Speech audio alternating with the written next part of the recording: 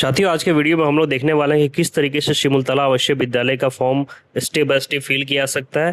पूरा वीडियो हम लोग कवर करेंगे कि एक एक स्टेप को स्टार्टअप से लेकर प्रिंट तक कैसे फॉर्म फिल कर सकते हैं। तो अंत तक वीडियो को देखिएगा, क्योंकि इसमें कई सारा डॉक्यूमेंटेशन भी है जहाँ पे आपका दिक्कत हो सकती है। देखिए, सबसे पहले यहाँ पे आपको रजिस्टर न्यू कैंडिडेट का ऑप्शन मिल जाएगा। इस पर क्लिक करने के बाद यहाँ पे देखिए आपको दिख रहा है नेम का ऑप्शन। तो यहाँ पे पूरा नेम डालना है बच्चों का। फिर 2 सेकंड में कंफर्म नेम करना है। ईमेल एड्रेस मैंडेटरी नहीं है, आप डाल भी सकते हैं और नहीं भी डाल सकते हैं। देखिए, जहाँ पे स्टार दिया है ना रेड, ये मैंडेटरी होता है। इसके बाद आपको मोबाइल नंबर डाल देना है। फिर आपको पासवर्ड डालना है। और पासवर्ड में देखिए हमारा कॉम्बिनेशन होता है, इसमें स्पेशल कैरेक्टर, स्मॉल, कैपिटल सारा डालना पड़ता है। तो इस तरीके से पासवर्ड और कंफर्म पासवर्ड होगा, फिर रजिस्टर होगा। अब देखिए, जैसे यहाँ पे मोबाइल नंबर डालने पे ओटीपी जाएगा, ओटीपी रजिस्टर क्लिक कर दीजिएगा। अब यहाँ पे हमें ओटीपी डाल देना है। देखिए, यूजर रजिस्टर्ड सक्सेसफुली हो गया हमारा। अब जिस मोबाइल नंबर और पासवर्ड से हमने रजिस्ट्रेशन किया है, वो मोबाइल नंबर और पासवर्ड डाल के हमें लॉगिन कर लेना है। लॉगिन करने के बाद आपको ऐसा इंटरफेस नजर आएगा। अब देखिए, सबसे पहले यहाँ पे आपको डिस्ट्रिक्ट सेलेक्ट करना है। जैसे फॉर एग्जांपल मैं कोई भी डिस्ट्रिक्ट ले लेता हूँ। जैसे मान लीजिए मैंने सीतामढ़ी का एक बच्चा है, मैंने सीतामढ़ी ले लिया। अब यहाँ पे आपसे नेशनलिटी बाय डिफॉल्ट है, कैंडिडेट्स का नाम पहले से है, मदर्स नेम हमें फिल कर देना है। और 2 बार, चूंकि देखिए यहाँ पे 2 बार कंफर्म कराया जाता है ताकि कहीं गलती से ना हो। उसी तरीके से फादर्स नेम को 2 बार डाल देना है। री एंटर कराने का मतलब यही होता है कि गलती ना हो। डेट ऑफ बर्थ में सबसे पहले देखिए हमें ईयर चूज करना पड़ता है। तो सबसे पहले हम लोग ईयर चूज कर लेंगे, बच्चे का साल क्या है, उसका ईयर चूज करने के बाद मंथ और फिर आपका डेट। उसी तरीके से री एंटर करना है, सेम तरीके से चूज कर लेंगे। इसमें पहले कॉम्बिनेशन वही रहना है आपको, पहले ईयर, मंथ और फिर डेट। देखिए, यहाँ पे डेट आपका ऑटोमेटिकली कैलकुलेट हो जाएगा, जो बच्चों का दिखा रहा है कि कितने साल का हुआ। उसके बाद आपका जेंडर है, कैलकुलेट कर लेना है कि मेल है या फीमेल है। फिर आपका जेंडर दोबारा डाल देना है। उसके बाद आपसे पूछा जा रहा है कि क्या बिहार का, तो देखिए बाय डिफॉल्ट है। यहाँ पे आपको डोमिसाइल सर्टिफिकेट डालना पड़ेगा। ध्यान रखिएगा, ये पीडीएफ के अंदर डालना और 500 KB के आसपास ही डालना होता है। उसके बाद आपका कैटेगरी चूज कर लेना है बच्चे का, दोबारा कैटेगरी चूज कर लीजिएगा। और फिर आपको कैटेगरी सर्टिफिकेट अपलोड करना होगा। यहाँ पे अगर आप डिफरेंट टेबल कर, यानी कि पीडब्ल्यूडी देते, यहाँ पे आपको डिफरेंट टेबल कैटेगरी देख लेना है कौन सा कैटेगरी का है, और उसका सर्टिफिकेट आपको डालना पड़ेगा। ठीक है, अगर यस डालिएगा और नो डालिएगा तो फिर आपको कोई डालने की जरूरत नहीं है। इसका देखिए हमारा डिटेल्स डालना है स्कूल का, कि पहले यानी कि क्लास 5 में आप किस स्कूल में पढ़ाई कर रहे थे। यहाँ पे स्कूल का नाम आ जाएगा। ठीक है, कोई भी स्कूल का नाम ले लेते हैं, मान के चलिए हमने डाला शावन पब्लिक स्कूल, तो उसको हम लोग फिल कर देते हैं।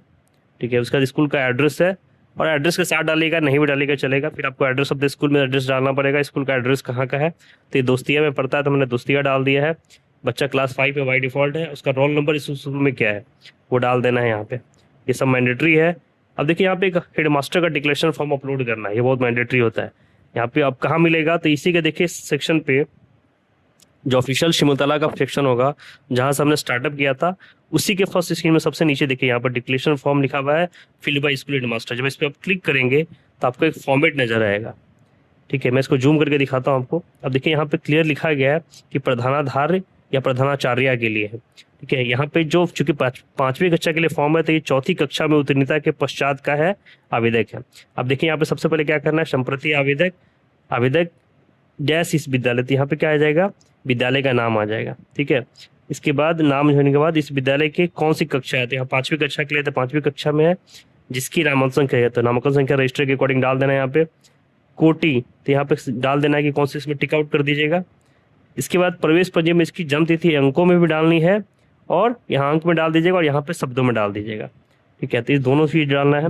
इसके बाद देखिए, हर विद्यालय का एक रजिस्ट्रेशन नंबर होता है जो डी ऑफिस एलोकेट होता है, जस्ट लाइक यूडाइस नंबर। तो वहाँ पे ये चीज़ आपको फिल कर देनी होगी, और वो यूडाइस नंबर जो स्कूल का कोड होगा या रजिस्ट्रेशन नंबर होगा, वो उसको डाल देना है। ठीक है, प्राइवेट में हो सकता है रजिस्ट्रेशन नंबर यूडाइस ना हो, तो वो चीज़ें डाल दीजिएगा। फिर यहाँ पे विद्यालय के प्रधानाध्यापक का हस्ताक्षर और मोहर आएगा, इसको फिल कर देना, और जिस तिथि को ये अब डिक्लेरेशन होगा वो दिनांक डाल देना है आपको। तो इसको फिल करवा के देना है, और फिर इसको साइन कराना, मोहर कराने के बाद ये वही पीडीएफ को यहाँ पर अपलोड कर देना। इसका भी साइज 500 KB से नीचे होना चाहिए। ठीक है, इसके बाद देखिए, अगर आपको साइज में इशू आता है ना, तो आप सिंपल जेपीजी रिपीटअप आई लव पीडीएफ का वेबसाइट है, वहाँ पे जेपीजी में इसको डालिएगा। जिस तरह से मैं सेलेक्ट कर रहा हूँ, सेलेक्ट कर लेना है, यहाँ पे उसको कन्वर्ट कर देना है पीडीएफ में। अगर पिक्चर से पीडीएफ में कन्वर्ट करना हो, अब फिर इस डाउनलोड को वहाँ पे पीडीएफ को अपलोड कर दीजिएगा, तो यहाँ से कोई दिक्कत नहीं आएगी। फिर यहाँ पे परमानेंट एड्रेस डाल देना है आपको। ठीक है, जो भी बच्चे का परमानेंट एड्रेस है अच्छे से फिल कर दीजिएगा, ताकि कभी कभी अगर पोस्टल वेरिफिकेशन हो तो कोई दिक्कत ना आए। ऐसा होता नहीं है, लेकिन फिर भी।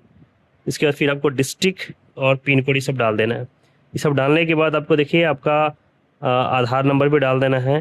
ठीक है, मोबाइल नंबर, ईमेल आईडी ये है। अब अपार और पेन का भी ऑप्शन है, तो अगर आपके स्कूल में अपार आईडी या पेन का जनरेट हो चुका है तो डाल दीजिए, या नहीं डाल दिया तो कोई कंपलसरी नहीं है, ऐसा नहीं कि इसके बिना फॉर्म नहीं भर सकते हैं। ये भी चीज़ ध्यान रख लेना है आपको, ठीक है। अगर है तो ज़रूर डाल दीजिए, और जिस स्कूल का यूडाइस होगा वहाँ पे पिन नंबर होगा ही होगा आपका। फिर यहाँ पे फोटोज और सिग्नेचर की बारी आती है। देखिए, अपलोड करिएगा, लेटेस्ट पासपोर्ट साइज फोटो डालना है आपको।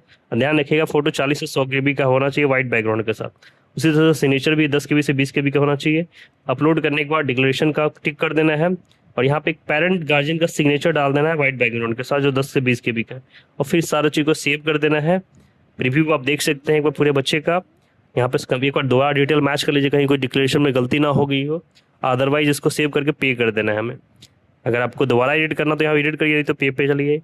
देखिए, पे क्लिक करने के बाद आपके सामने 200 रुपये का रजिस्ट्रेशन फीस होता है। हर तरीके से आप लोग पे कर सकते हैं। देखिए, यहाँ पे बहुत सारे ऑप्शन खुल के आने वाले हैं। देखिए, जैसे यहाँ पे आप कार्ड से कर सकते हैं, यूपीआई से कर सकते हैं, यूपीआई QR कोड से करते हैं। सबसे आसान तरीका होता है यूपीआई QR कोड का। मैं आपको दिखाता हूँ। जैसे QR कोड आ गया, आप किसी भी स्कैनर से इसको स्कैन कर लीजिए और उसको पे कर दीजिए, ठीक है। किसी भी मोबाइल के यूपीआई के ऐप से स्कैन करके इसको पे कर सकते हैं, कहीं कोई दिक्कत नहीं आएगी। तो इस तरीके से आप आसानी से फॉर्म भर सकते हैं, और इसका प्रिंट आउट निकाल लीजिए फॉर्म का। तो ये स्टेप बाय स्टेप तरीका था फॉर्म को फिल करने का। आशा करता हूँ सबको क्लियर हो गया होगा। इसी तरीके से चैनल पर बने रहिए, और ताकि आपको लेटेस्ट जॉब अपडेट मिलते रहे। मिलते हैं फिर से एक नए वीडियो में। जय हिंद।